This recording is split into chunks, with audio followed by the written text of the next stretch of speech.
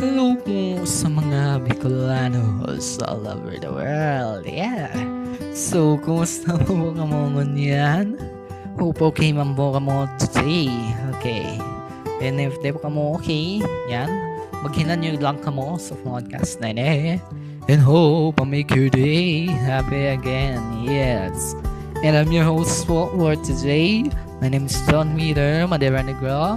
And now you're listening to the episode 20 of Kaulay Podcast. Yes, Kaulay Podcast is powered by TP Production. Yan, para ka na-mention na kasi bago 20th episode ba na pala nene. Yan, medyo hararayo naman baga, di ba? 21 to 20. Yan, hararayo naman siya. Somehow thankful man ako na nakabot na ako sa 20th episode. And hope magdagdag pang episodes sa. And thank you man sa padagos na nagsusupport kang podcast na yun na pagkikaya sa indo mas na-motivate pa ko na magpadagos sa pag-podcast even though maliit pa yung community. Pero hope sa future magdakol man yung listeners ta and magkaigwa man ako ng collaboration para di naman ako nagsusolo-solo sa pagtabil talaga. Yan. So pag kaulay sendo yan. Kaulay podcast, kaulay. Yan.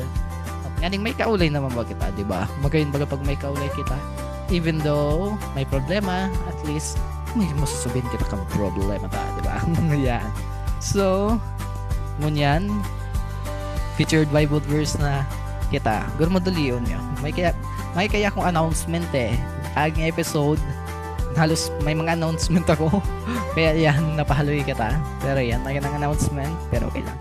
Okay, so featured Bible verse, guys. Okay, so ining Bible verse, guys, na gusto kong i-share sa Saindo is katabang talaga sa to pag may problema kita. Syempre, sa buhay, hindi lang up sa mayroon ding down. Kaya ba sa mga down na yan yung problems or if we feel, discouraged, di ba? Yan, so ano po kayong Bible verse makatabang sa to pag matita down na kita, gusto ta na magsuko or feel ta grabe yung kahaditan ta. So i-share ko pa sa inyo yung sinasabit sa inot na Pedro 5:7 yan. 1 Peter 5:7 yan. So English muna yung ibabasa ko. Sabi pwede, while you throw all your anxiety on Him because He cares for you. Yan. So sa Bicol translation, mantang ipinapasa nindo sa sayang gawas nindong kahaditan, ulitan nagmamakulog siya sa indo. Yan. So sa ano ba kaya, 'di ba sa life? Pero kana mention ko, grabe yung problemang inagihanta. Ang iba pwedeng problema sa financial, ang iba problema sa loob kang pamilya, pwedeng may kariribukan sa loob kang pamilya, syempre dahil naman may wasan or broken family. Ang iba man may dinidilsinda na negative thoughts or insecurities. Ang iba man pwedeng nagadanan. Iba-ibang klaseng problem talaga yung na-experience sa life, and gusto tanang sumuko and pag mati ta magabaton yung darata. So namamati nindo yan, guys. So if yes, ano pa kayong itinutokdokan? 1 Peter 5:7 sa to. Yan, so pagmatik ta magabat na yung daradara ta o pagmatik ta magabat na literally sa daghan huli sa mga problema. Yan, so magdulok lang po kita kay Jehovah God. Sabihan ta sa iya yung namamatik ta, sabihan sa iya yung ikinakahadit ta, yung worries ta, and pagi man kaayan magigiinan kita, di ba? Pag halimbawa may magabat kitang dara, pag ipinasa ta na yan, di ba, may na yung gabat sa to. Yan. So, ano magkayan po kung ipapasa ta yung namamati ta kay Jehovah God. So, na kaya ta kay puhantang ipasa yung mga problema ta or yung feelings ta kay Jehovah God. And yan pwede ang simbag sa Bible verse mismo. Huli ta, nagmamakulog siya sa saindo. Yes, Jehovah God cares for us sa to. Ibindong hanib nakagibo kita ng pagkakasala, yan, may pagmukulog man siya sa to. Syempre, love niya kita. Kaya yan, guys, reminder na din inis sa to na pag may problema kita, magdulog lang kita kay Jehovah God. Sabihin ta sa iya yung ikinakahadit ta o yung problema ta na pag ikayan mag-ianaman kita. And pwede man siyang guys, magtaon ng answers. Yun. totoo talaga yun eh guys. Di ba mo yan, i-share ko na sa Indo, like, paano kami, parang gipit man kami sa financial, pero thank kay Jehovah God daw paano, may mga brothers in faith kami na nagtabang sa samo. Yan, thank you very much talaga na taman sinda sa morning pangangay po may arukan kanon, tapos ka pamilya may nagbisita sin dagde yan, taman sinda ning bagas tayo nga nito may man si Papa, kaya thank you very much talaga. And prove talaga yan guys na may nagpapabaya si Jehovah God sa sato. Okay, yan. So, yan po yung featured Bible verse for this episode.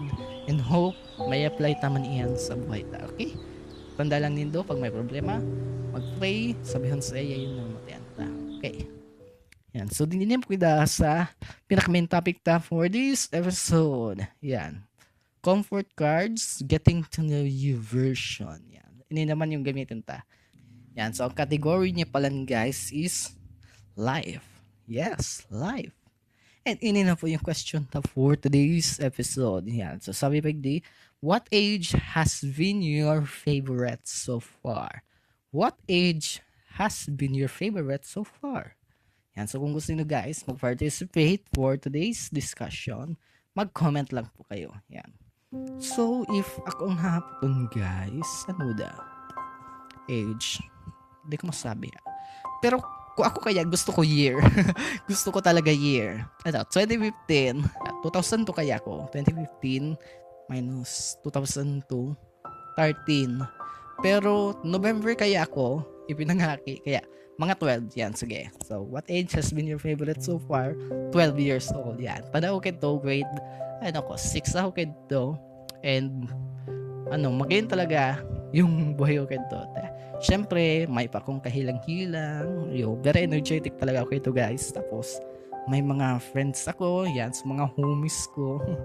Kaso yan, hindi na namin nakikita ang isa't isa. Wow, wala na kaming connection. Ay, ganyan talaga. I miss those days. Pero yan, kan 2015 and 12 years old ako, diyan talaga yung golden moments sa buhay ko somehow. Yan, first of all, may akong hilang. Ikadua, may circle of friends ako sa school, which is very close lang kami. Yan. And makusog yung band me. Tapos, at age of 12, nakaiba ko sa contest. Yes, environmental quiz. Kaso yan, medyo na-upset nga naisip sa muta. Sa panduang contest, di may aram na kaiba palang dapat kami. Sayang. Pero that's okay. Kasi somehow may naging achievement man ako. Kan grade 6 ako bago nakagraduate. Dawa sa rolan, di ba? Kaya ayan, so favorite age ko talaga is 12 years old. Di ba may part sa buhay ta na garong pagmatita. Duman yung pinaka masayang moments. Yan. So I miss those days.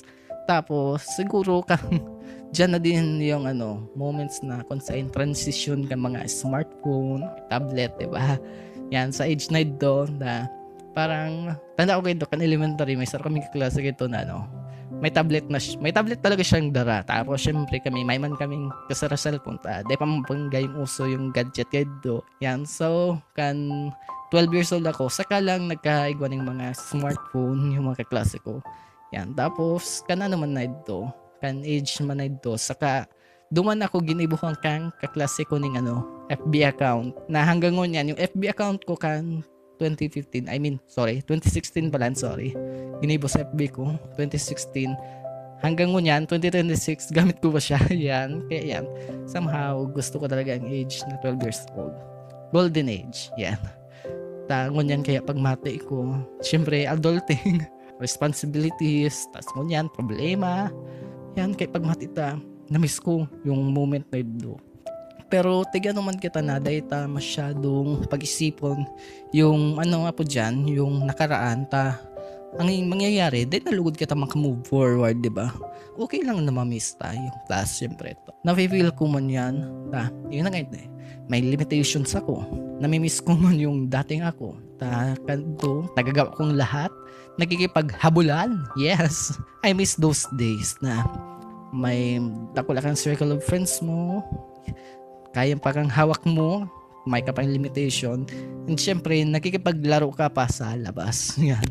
So far 12 years old is my favorite age. Yeah. I-flip na ng card na yun eh. Okay. So sabi, that golden age holds something in your heart recognized as special. Your favorite year shows when life feels most aligned with who you are. Yan. Tama naman baga. Parang duman sa age mga kaya to, parang duman na din nahubog kung sisay ako, kung ano talaga ako. Kasi yan, kan huli man sa mga pangyayari sa ko, kan arrogant na experience ko, nabuli ako. Parang namu naman yung trust issues ko. Kaya na-miss ko man yung age na 12 years old ako na di pa ako masyadong may trust issues sa tao. Yan. So, yan po yung simbag ko for today's discussion yan. So, ano po yung simbag din do sa hapot na ini? What age has been your favorite so far? Mag-comment lang po kamo guys. Okay. So, dito na po nagtatapos ang episode 9 and hope nag-enjoy po kamo sa pag-listen. Okay. So, ano po yung masasabi nindo sa episode ta? Mag-comment lang po kamo. Okay. I'm your host po for today. My name is Don Peter Maderan Vlog. And hope magkasiri pa ng giraray kita sa susunod na episode. Bye-bye.